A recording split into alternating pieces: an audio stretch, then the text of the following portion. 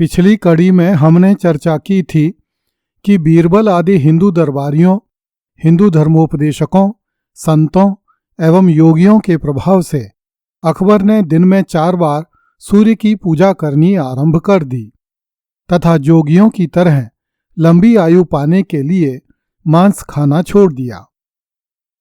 अकबर को यह बात अनुभव हो गई थी कि जोगियों की तरह वैष्णव संत भी दिव्य शक्तियों वाले होते हैं। इसलिए अकबर ने अपने समय के विख्यात वैष्णव संतों को अपने दरबार में बुलाने के प्रयास प्रारंभ किए। अकबर ने अपने अधिकारियों को आदेश दिया कि वे संत कुंभनदास को मेरे दरबार में लेकर आएं। संत कुंभनदास के विवरण में आगे बढ़ने से पहले हमें उनके बारे में कुछ प्रारंभिक जानकारी प्राप्त करनी चाहिए। संत कुंभनदास का जन्म मथुरा क्षेत्र में स्थित गोवर्धन के निकट जमुनावतो नामक गांव में 15वीं शताब्दी ईस्वी के अंतिम वर्षों में हुआ था। वे गोरवा क्षत्रिय थे। उनके पिता एक साधारण किसान थे।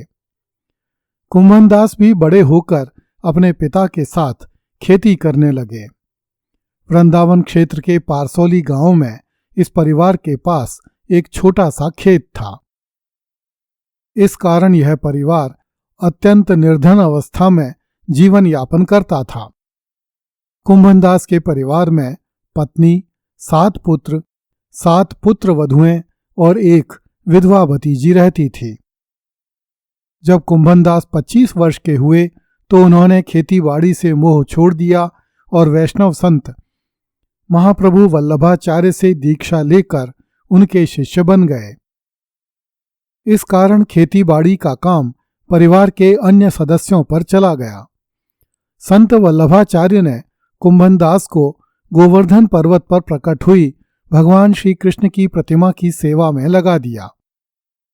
इस प्रकार कुंभनदास वृंदावन आ गए तथा अत्यंत विपन्न अवस्था में दिन बिताते हुए भजन करने लगे।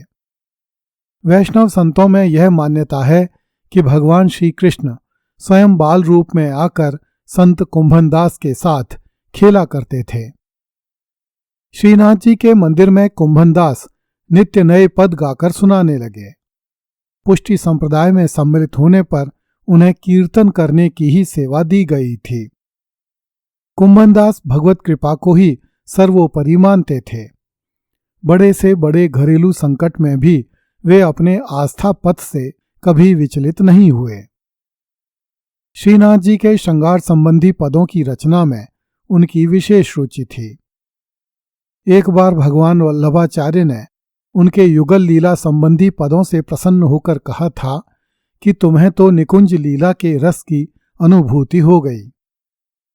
संत कुंभनदास महाप्रभु वल्लभाचार्य की कृपा से गदगद होकर बोले, मुझे तो इसी रस की नितांत आवश्यकता है। महाप्रभु वल्लभाचार्य के गौलोक धाम गमन के बाद संत कुंभनदास वल्लभाचार्य के पुत्र गुसाई विठलनाथ जी के संरक्षण में रहकर भगवान श्री पुरुषोत्तम का लीला गायन करने लगे। विठलनाथ जी महाराज की कुंभनदास पर बड़ी कृपा थी। वे उनके निर्लोभी जीवन की बड़ी सराहना किया करते थे।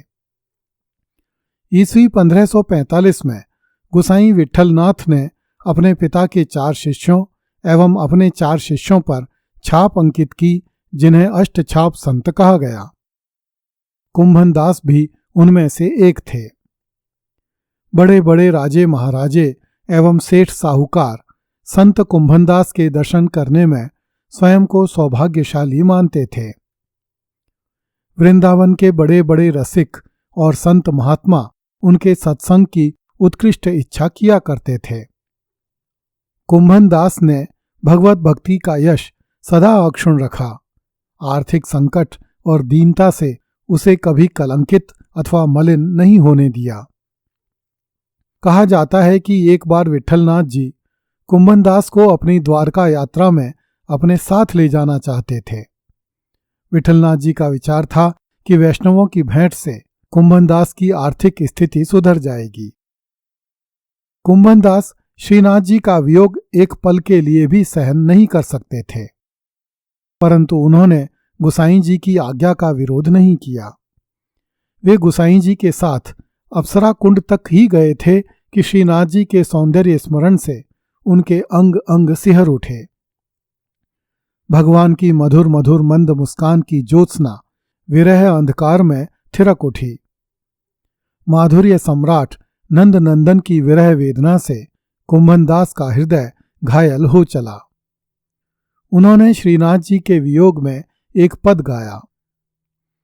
के थे दिन जो गए बिनु देखें, तरुण किशोर रसिक नंद नंदन, कछुक उठति मुख रेखें। वह शोभा वह कांति बदन की, कोटिक चंद बिसेखें। वह चितवन वह हास मनोहर, वह नटवर बपु भेखें। श्याम सुंदर संग मिल खेलन की, आवति हिये अपेखें। कुंभन दास लाल गिरधर बिनु, जीवन जन्म अलेखें। विठलनाथ जी के हृदय पर संत कुंभनदास द्वारा गाए गए इस विरह गीत का बड़ा प्रभाव पड़ा। इसलिए उन्होंने कुंभनदास को वृंदावन लौट जाने की आज्ञा दे दी। विठलनाथ जी नहीं चाहते थे कि कुंभनदास पल भर के लिए भी श्रीनाथ जी से अलग रहें। श्रीनाथ जी के दर्शन करके कुंभनदास पुनः स्वस्थ हुए।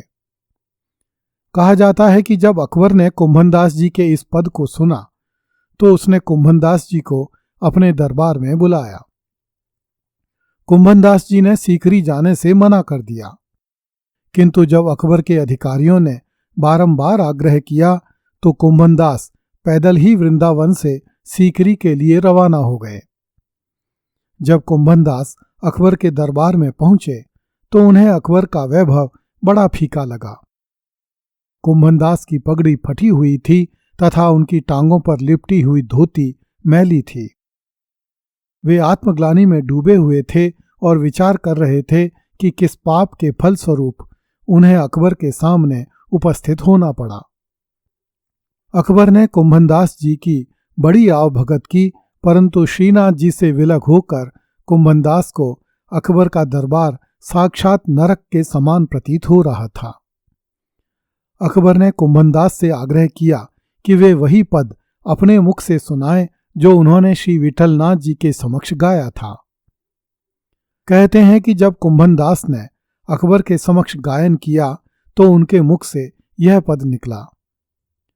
भक्तन को कहा सीकरी सो काम, आवत जात पनैया टूटी, बिसर गयो हरि नाम। जाको मुख देखें दुख लागे, ताको करनो पर्यो प्रणाम। कुंभनदास लाल गिरधर बिनु, और सवै बेकाम। कुंभनदास के शब्दों को सुनकर अकबर समझ गया कि कुंभनदास कहना चाहते हैं कि अकबर का मुख देखकर दुख उत्पन्न होता है। मैं फतेहपुर सीकरी आकर उसे सलाम क्यों करूं? इस पर अकबर ने उन्हें फिर से वृंदावन लौट जाने की आज्ञा दे दी। कुछ ग्रंथों के अनुसार अकबर के बुलाने पर कुंभनदास सीकरी गए ही नहीं, अपितु उन्होंने यह पद लिखकर अकबर को भिजवा दिया।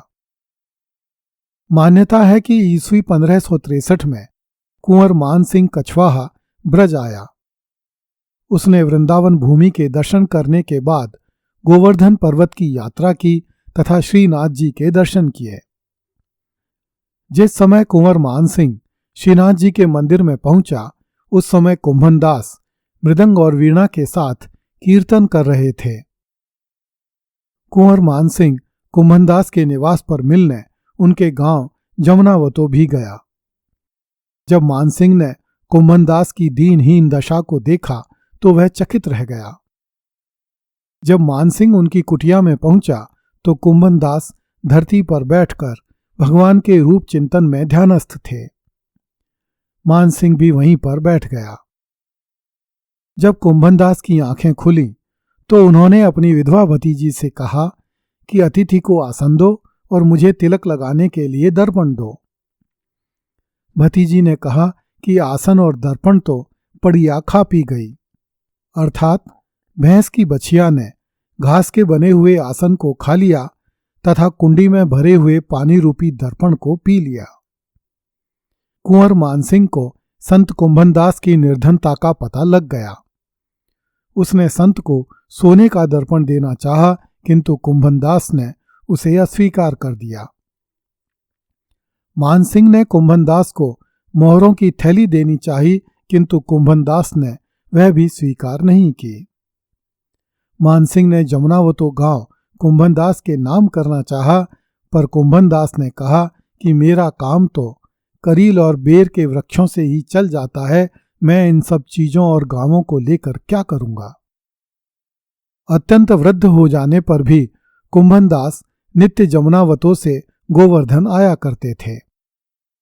एक दिन कुंभनदास संकर्षण कुंडी पर आन्योदर के निकट रुके। अष्टछाप के प्रसिद्ध कवि चतुर्भुजदास जी उनके साथ थे। कुंभनदास ने चतुर्भुजदास से कहा कि अब घर चलकर क्या करना है, कुछ समय बाद शरीर ही छूटने वाला है। जब गोसाई विठलनाथ जी को यह बात ज्ञात हुई तो वे तुरंत कुंभनदास जी के पास आए। कुछ ही देर में कुंभनदास जी के प्राण कंठ में आ गए। गोसाई विठलनाथ जी ने कुंभनदास से पूछा कि इस समय मन किस लीला में लगा है। कुंभनदास जी ने कहा, लाल तेरी चितवन चितहि चुरावे। इसके अनंतर कुंभनदास जी ने युगल स्वरूप की छवि के ध्यान में ये पद गाया।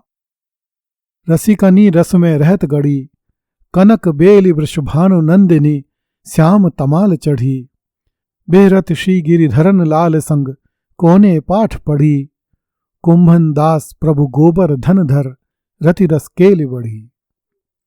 यह पद गाकर कुंभनदास ने नश्वर शरीर छोड़ दिया। कहा जाता है कि उस समय कुंभनदास जी की आयु 113 साल थी। कुंभनदास के पदों की संख्या लगभग 500 है। कुंभनदास के पदों का एक संग्रह कुंभनदास शीर्षक से श्री विद्या विभाग कांकरौली राजस्थान द्वारा प्रकाशित हुआ है। अगली कड़ी में देखिए, बंदरों ने शहंशाह अकबर का महल घेर लिया। कृपया इस चैनल को लाइक, सब्सक्राइब एवं शेयर करें। धन्यवाद।